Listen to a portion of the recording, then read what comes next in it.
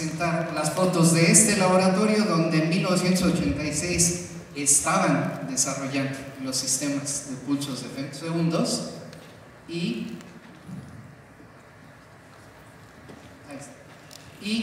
la entrega del premio Nobel al profesor Samuel. Por cierto, espero que sea predicción, porque me atrevo a decir que definitivamente creo que es el segundo Nobel en femtosegundos, el de este año, pero creo que no va a ser el último. Me atrevo a decir que va a haber más. Bueno, con esto muchísimas gracias. Pues muchas gracias por la introducción y quiero empezar por decirles que pues, es un gran gusto estar aquí. Espero que todos hablen español. I hope if you don't mind, I'm going to try to keep this talk in Spanish, although all of my science I perform in English. Anyway, pero bueno, espero que además que esta plática sea un poco más como una conversación. Es un gran gusto para mí estar en México y estar aquí con la Sociedad Mexicana de Físicos. Quiero decirles que ya tengo mi primer hijo, tardó muchísimo, pero después de 25 años tengo ya un alumno que está haciendo su doctorado en mi grupo de México y lo está haciendo muy bien y pues estoy feliz y que espero que sea la primera de muchas colaboraciones, ¿no? Bueno, pues esto es, digamos, la introducción. Mi universidad me requiere que les avise que hay ciertos conflictos de compañías con las que yo he trabajado y sigo trabajando con ellos. Pues bien, antes de empezar quiero indicar que no es que yo me meto al laboratorio y yo hago todo, ¿no? El trabajo que les voy a presentar es gracias a unos fantásticos alumnos de posgrado y a unos colaboradores, ¿no? Entonces tenemos aquí al profesor Benjamin Levine y James Jackson, que son colegas en la Universidad Estatal de Michigan, y tenemos una colaboración con el J.R. McDonald Laboratory, que han hecho varios experimentos que han sido muy importantes para lo que les voy a platicar. Pues bien, y estos son los fondos, ¿no? De donde han salido. Muy bien. Okay. Antes de meternos ya al tema de lleno, quería empezar pues, para darles un poquito de un sabor de qué es lo que hacemos en nuestro laboratorio. Tenemos varias diferentes áreas. Tenemos niveles excitados en solución, que es muy importante para captar energías solares, por ejemplo. Moléculas en campos intensos, que es lo que me voy a dedicar hoy a platicarles. Microscopía biomédica, desarrollo de nuevos rayos láser y, por ejemplo, alternativas a Shear Pulse Amplification, que es lo que ganó el premio Nobel. Resulta que si uno se pone a pensar cuál sería la manera óptima de hacer los pulsos más largos, resulta que Shear Pulse Amplification no es lo mejor, hay maneras más compactas y pues eso es lo que estamos tratando de desarrollar en estos temas. Después, detección de explosivos a larga distancia, por ejemplo, mandar un rayo láser aquí y detectar si hay algo a niveles de microgramos por centímetro cuadrado, cuando un grano de sal más o menos pesa unos 70 miligramos. Entonces imagínense 70,000 veces menos que un granito de sal y detectarlo a distancia, ¿no? Y después sensores de impactos para deportes, eso de plano es muy diferente. Bueno. Ok, vamos a empezar por qué rayos láser de femtosegundo. Obviamente son unos pulsos muy cortos y gracias a que son los pulsos muy cortos, uno puede medir eventos que suceden en tiempos muy rápidos. Por ejemplo, aquí es un pulso de 4 femtosegundos, pero esta tecnología ya se ha extendido a atosegundos, que es 10 a la menos 18 segundos. Por otro lado, un rayo láser de femtosegundos así corto puede generar armónicas, la primera, segunda, tercera. El récord es por ahí de las 1000 armónicas, o sea que uno puede generar rayos X. que es como se generan los rayos de attosegundo, y además uno puede ir a hacer lo que se llama optical rectification, un pulso para arriba, un pulso para abajo, digamos. Entonces uno puede cubrir de cero, frecuencia cero, todo lo que sería radio, microondas, infrarrojo, todo, hasta los rayos X. Entonces yo le llamo a los femtosegundos una fuente universal, y entonces ha habido el premio Nobel de femtosegundos de femtoquímica, ha habido el premio Nobel de estas octavas, ¿no? Lo que se llaman los frequency cones. Ya ha habido el premio Nobel de Shear Pulse Amplification, que es lo que se necesitaba para poder lograr intensidades arriba del milijoule, y creo que ya los récords son de 100 joules por pulso. Imagínense, eso ya es una patada, y pues muy bien, ¿no? Entonces, ¿de qué se va a tratar la plática? Vamos a hablar de qué es lo que sucede cuando un haz de rayo láser le pega a una molécula. Generalmente nosotros sabemos pues, de absorción, fluorescencia y estas cosas, entonces pues, le da un fotón y la molécula absorbe, se va a un nivel excitado, florece, todo eso, ¿no? Eso digamos que es óptica lineal. Después podemos decir, bueno, un poquito más de intensidad, tal vez absorción bifotónica. Pero lo que estamos hablando es moléculas en campos mucho más intensos, no 10 a la 11 watts por centímetro cuadrado, pero tal vez 10 a la 14, 15 watts por centímetro cuadrado. Y entonces, bajo estas condiciones, ¿cómo es que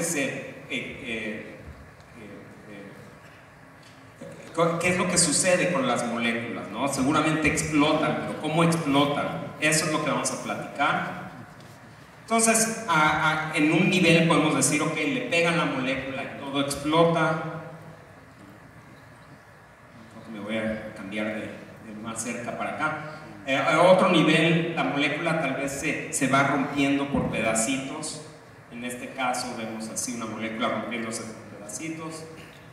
O en otro nivel, tal vez podemos extraer un electrón nada más de la molécula y dejar a la molécula fría. Pero estamos hablando de pulsos muy intensos. Bueno, resulta que estas tres posibilidades sí funcionan, y tenemos aquí las publicaciones, ¿no?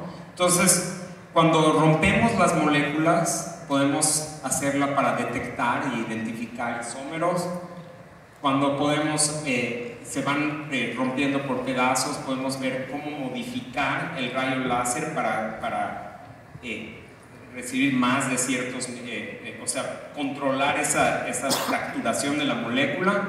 Y también podemos hacer esta ionización que deja un ion frío, y entonces puede uno ver señales de coherencia en la molécula restante, ¿no? En el ion restante. Perfecto. Entonces, cuando tenemos unos campos intermedios de como 10 a la 13 watts por centímetro cuadrado, tenemos lo que se llama tonal ionization. Entonces, en este caso, nos imaginamos la fuerza coulombica que está deteniendo a los electrones, y cuando llega el campo electromagnético, jala el electrón, se sale y deja la molécula bastante fría. Y esto es algo que no se esperaba cuando se hicieron los estudios con átomos y después clústeres de átomos metálicos. Parecía que todo quedaba excitado, y estos estudios enseñaron que no, la molécula queda fría en un nivel cuando estamos entre 10 y 12 y 10 a la 13 watts por centímetro cuadrado. Pero bueno, esto no sería tan excitante si no le pegamos mucho más fuerte a la molécula. Entonces vamos a pegarle más fuerte. En este caso tenemos 10 a la 14 watts por centímetro cuadrado, y entonces vamos a encontrar que el campo electromagnético va a jalar al electrón, y en el momento, o sea, obviamente tenemos una oscilación del campo electromagnético, en el momento que cambia la polaridad, acelera el electrón y le pega fuertísimo a esta molécula. Así es como se generan todas las armónicas más avanzadas, más altas del rayo láser. Y entonces este proceso sale y entonces choca con la molécula, y entonces estamos hablando de pegarle a la molécula con no menos de 30 electron volts, y entonces eso va a generar pues, iones más altos y eso, ¿no? Y vamos a ver qué es lo que sucede.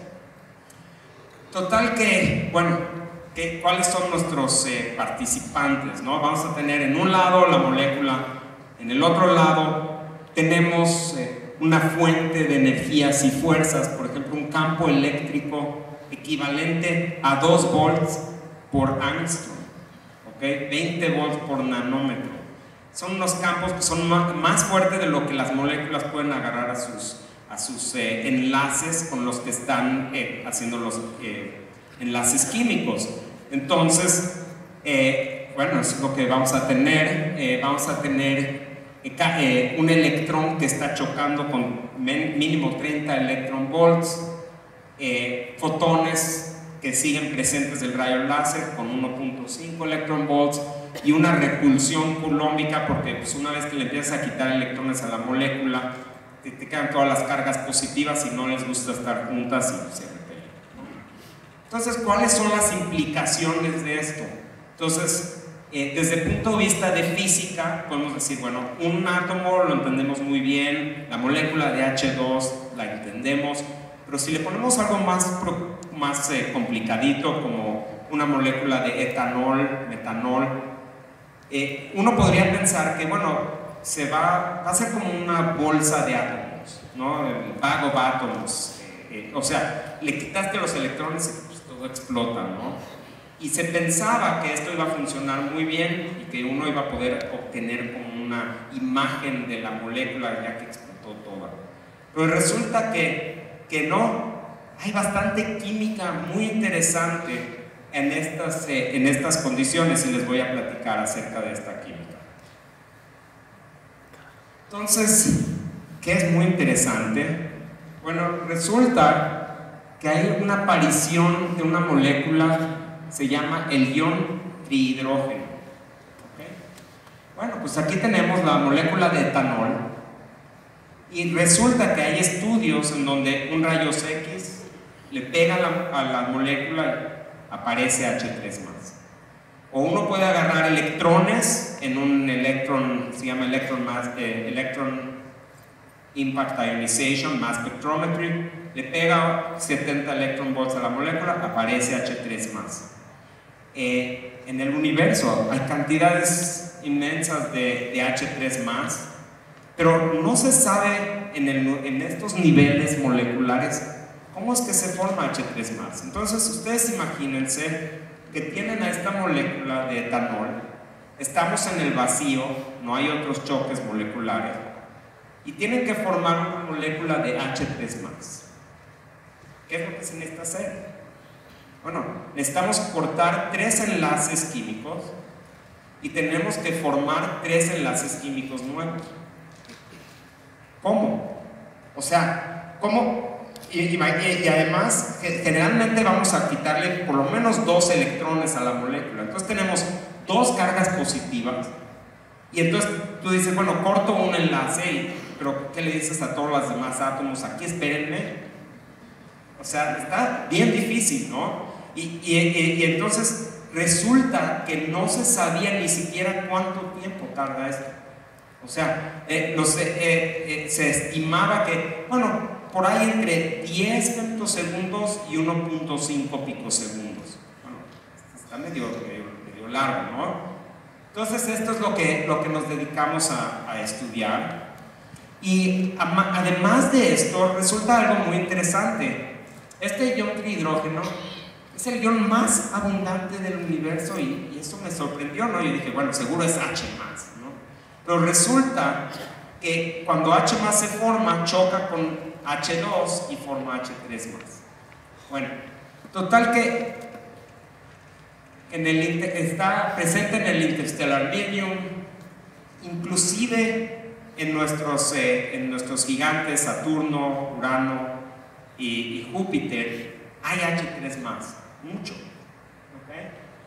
Y lo que es más interesante es que es crítico en la formación de las moléculas de agua. O sea, si tú tienes, bueno, vamos a empezar por algo muy sencillo, ¿no? ¿Qué sucede si tenemos, obviamente, algo así como 75% de los átomos en el universo son de hidrógeno? Entonces imagínate que tú tienes 2 átomos de hidrógeno. ¿Y qué sucede si chocan? ¿Ustedes dicen que va a formar una molécula? No, exactamente. Chocan y se van de regreso porque se necesita que algo absorba esa energía. Resulta que el H2 se forma en partículas de polvo porque necesitas algo que se lleve esa energía. Pero el H3+, cuando choca H3+ con un oxígeno, forma OH+, después choca con otro H2 o H3+, y ya formamos agua. Lo cual quiere decir que la mayoría del agua en el universo se ha formado gracias a este ion. Esto se me hace a mí fascinante. Inclusive cuando el H3+ choca con un carbón, forma CH+, y surgen todas las moléculas orgánicas del universo, ¿no? Entonces es posible, si seguimos esa línea hacia el infinito o hacia el Big Bang, es posible que H3+ es la razón por la que hay vida, por lo menos en nuestro planeta, ¿no? Entonces pues es una molécula interesante y no se sabe mucho acerca de esta química, porque cuando uno va al laboratorio y dice, bueno, yo quiero saber cómo reacciona el H3+ con oxígeno, bueno, yo preparo un haz de iones de H3+, no es tan difícil, esto ya se hacía desde por ahí de los 1970s, hago un haz de átomos de carbón, los choco, y entonces yo puedo obtener probabilidades de reacción y esas cosas. Pero resulta que pues, nosotros queremos saber a nivel molecular, ¿no? ¿Cómo reacciona? ¿Cuánto tiempo tarda? ¿Qué enlace se forma primero? ¿Cómo funciona? ¿No? Y de esto no se sabe mucho. Entonces lo que vamos a hacer es vamos a usar nuestros rayos láser para estudiar estos problemas. Pues bien, entonces a nivel fundamental la química del H3+ es desconocida y se desconoce cómo se forma el ion H3+ a partir de moléculas orgánicas cuando uno les pega, ya sea con rayos X o lo que sea, pero en nuestro caso también con pulsos ultracortos de femtosegundo que son en por ahí de digamos 800 nanómetros o algo, no es que le pegamos en el ultravioleta, ¿no? Y entonces surge que se han visto estas reacciones y queríamos nosotros sacar el mecanismo de estas reacciones. Bueno, entonces, ¿cuáles son los retos? ¿No? Porque nosotros como científicos somos como inspectores y queremos ver, o detectives, y queremos ver cuáles son cuánto tiempo tarda en formarse el H3+, cómo se forman los enlaces, cómo se rompen, cuánto tiempo. Y entonces los retos es que necesitamos iniciar esta reacción con 30 electron volts. ¿Okay? Es bastante. Entonces tenemos que hacer bastante intensidad para que se absorba, son como 14 fotones, ¿no? 15, 16 fotones. Después, no hay transiciones espectroscópicas para detectar el H3+.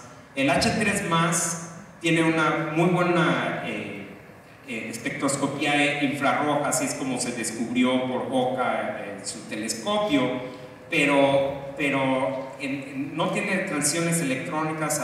Con 4.7 electron volts se rompe la molécula, es muy difícil de detectarlo. Entonces, ¿cómo lo vamos a hacer? Bueno, vamos a ir al laboratorio y entonces vamos a sacar un haz molecular. Nosotros tenemos nuestro modificador de pulsos. Después vamos a sacar 2 pulsos.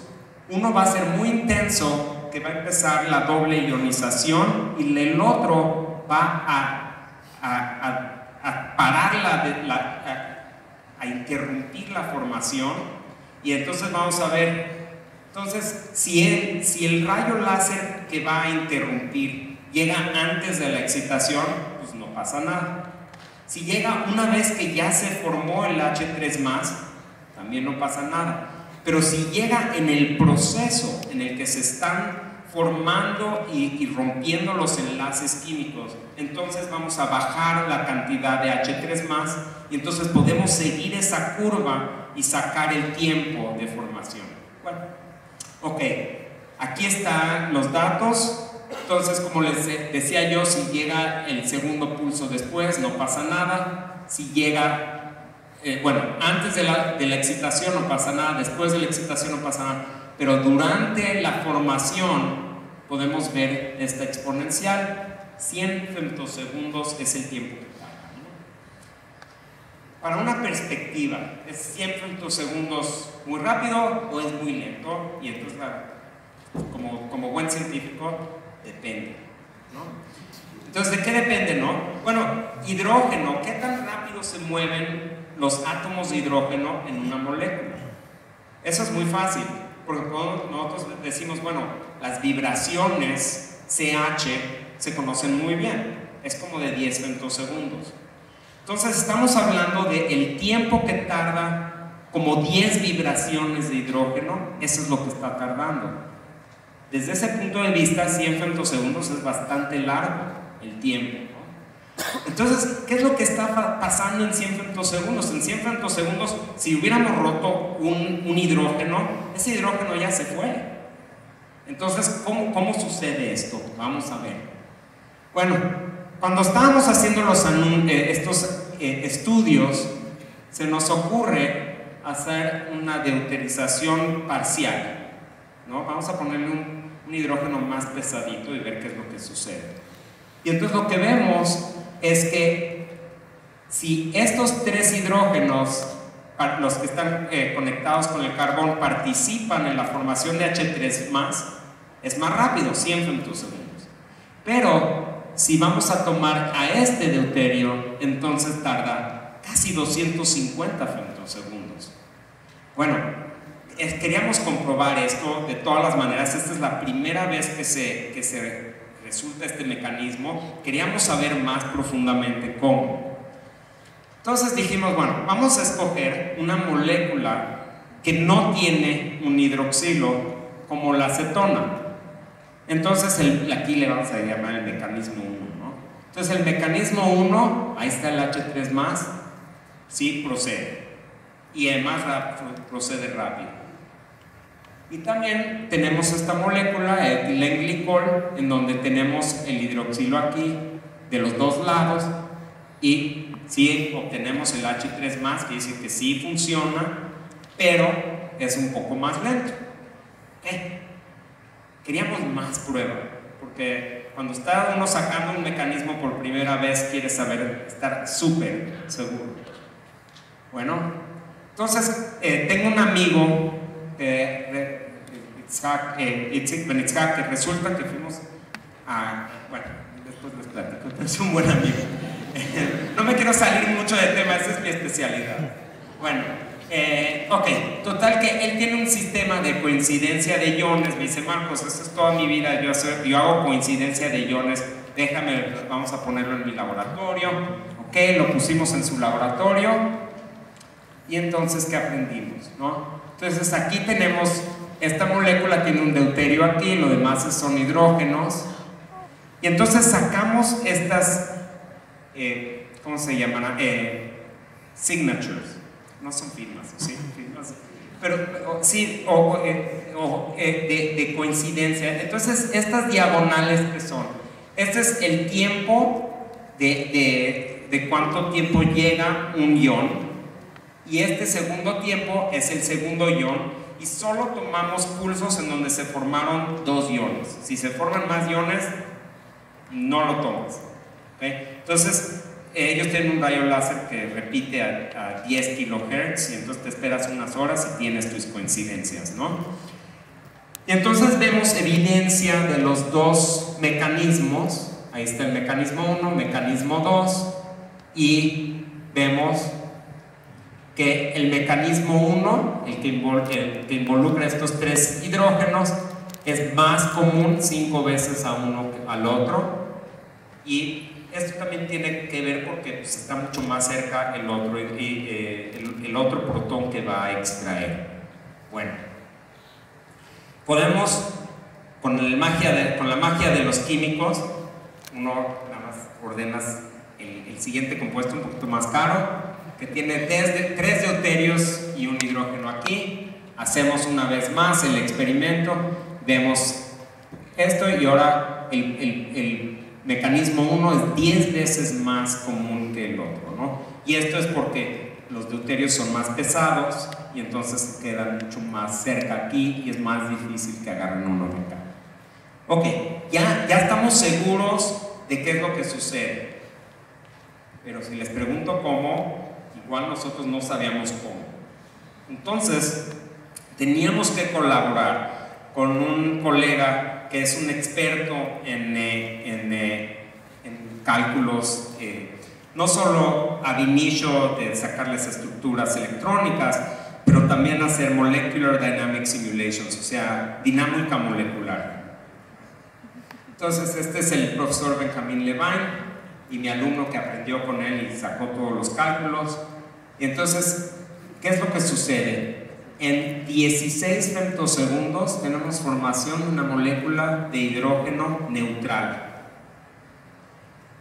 Nunca nos las imaginamos. Después, esta molécula, como es neutral, no se repele de esta parte. Acuérdense, este ion tiene 2 cargas positivas. Y, pues como digo, de física sí sabemos, las cargas positivas se van a ir a los 2 polos opuestos, ¿no? A los 2 hidrógenos opuestos. Y entonces, esta molécula de hidrógeno va a ambular lo que se llama roaming, hasta que se va a encontrar a uno de los protones, ya sea este protón o el otro protón, el protón del hidrógeno, ¿no? Entonces esta es la primera vez, esto de la química ambulante o roaming chemistry es algo súper nuevo. Apenas el nombre surge en 2004 y se sabía de átomos que hacían roaming, pero la molécula de hidrógeno hace roaming, eso es interesantísimo y 1000 veces más importante que lo que se sabía antes de otros átomos de roaming. Bueno, entonces, ya que tenemos esta molécula dinámica, les puedo enseñar la película, y estos son cálculos ab initio con Molecular Dynamics. Entonces tenemos la formación y la formación del H3+, ¿no? Vamos a correr la siguiente. Este es el segundo mecanismo, inmediatamente la formación de hidrógeno. Bueno, en este caso tardó un poquito más. Y le cuesta mucho trabajo encontrar al otro protón, pero sí se forma. ¿Okay? Muy bien. Ok, pues ya conocimos esto, que hemos aprendido. Pues tenemos que esto es un hidrógeno ambulante y que va a extraer un protón. Y ya conocemos los tiempos, es ya sea entre 100 o 250 femtosegundos. Bueno, pues ya que sabemos algo, ahora hay que probarlo, ¿no? Bien. Entonces, bueno, ¿cómo podemos controlar la formación de H3+? Porque ya en el siglo XXI, ya no estamos contentos entendiendo algo. Ahora queremos controlarlo. Entonces, ¿cómo podemos controlarlo? Entonces, cuando me pongo el sombrero de químico, digo, espérate, muy fácil, vamos a ponerle más hidrógenos. Si hiciste metanol, vete a etanol, propanol, butanol, eso todavía me acuerdo, ¿no? De los nombres. Muy bien. O, por ejemplo, puedo pensar todavía en un nivel más dificultoso, ¿no? De la química. Yo me acuerdo que el elemento abajo del oxígeno es ¿se acuerdan? El azufre, ¿no? Entonces, el azufre tiene más electrones, debe ser más fácil ionizarlo. También el azufre es menos electronegativo Y entonces, si la diferencia entre el etanol y el etantal o se llama mercaptano, hay muchas diferencias, ¿no? El mercaptano huele horrible, es lo que le ponen al gas para que huela feo, ¿no? Y el etanol huele súper bien. Bueno, fuera de eso, como es menos electronegativo, el mercaptano va a ser más ácido, quiere decir que mucho más fácil quitarle ese protón. Entonces es más fácil de ionizar, es más fácil de quitarle el protón. Entonces el químico dice, fácil, ponle más hidrógenos y ponle azufre. ¿Okay? Bueno, ¿qué dice el físico? El físico dice, bueno, a mí, no me digas de moléculas, ¿no? Pero ¿qué es lo que está iniciando este proceso? Lo que lo está iniciando es un campo electromagnético, un pulso. Entonces, hace el pulso más intenso, hace el pulso menos intenso, hace el pulso más largo, hace el pulso más corto, rómpelo en 2 pulsos, cámbiales la fase y bueno, y trata algunas cosas, ¿no? Bueno, vamos a ver quién gana. Ok, entonces una vez más, este amigo de JRML Lab estaba ya metido en lo del metano y dice, no, vamos a ponerle etanol y eso, y dije, ya vas. Entonces pone el etanol y recibimos los resultados. Quiero que sepan por qué iones de coincidencia no se hacen en moléculas grandes, porque es muy difícil. ¿Okay? Por ejemplo, en etanol hay 4 mecanismos que sacan H3+. Les voy a ayudar a encontrarlos con esta molécula que está parcialmente deuterada. Estos 3 son deuterios. Entonces, el primer mecanismo, que es estos 2 más este. Es el más fuerte en etanol. Ese es el que domina. ¿Qué es lo que sucede? Le quita uno los electrones al oxígeno. La densidad electrónica se va del carbón al oxígeno. Estos 2 enlaces se juntan y forman hidrógeno, y el hidrógeno deambula y llega a quitar esto. Después tenemos el 2, se forma hidrógeno y se lleva a este protón. ¿Por qué? Porque como una vez que se forma el hidrógeno, quedan 2 cargas positivas que se van a polos opuestos y entonces podemos sacar este. También tenemos esta formación, 2 de aquí y 1 de aquí, que es bastante más tenue, y finalmente tenemos la formación de estos 3, que es mucho más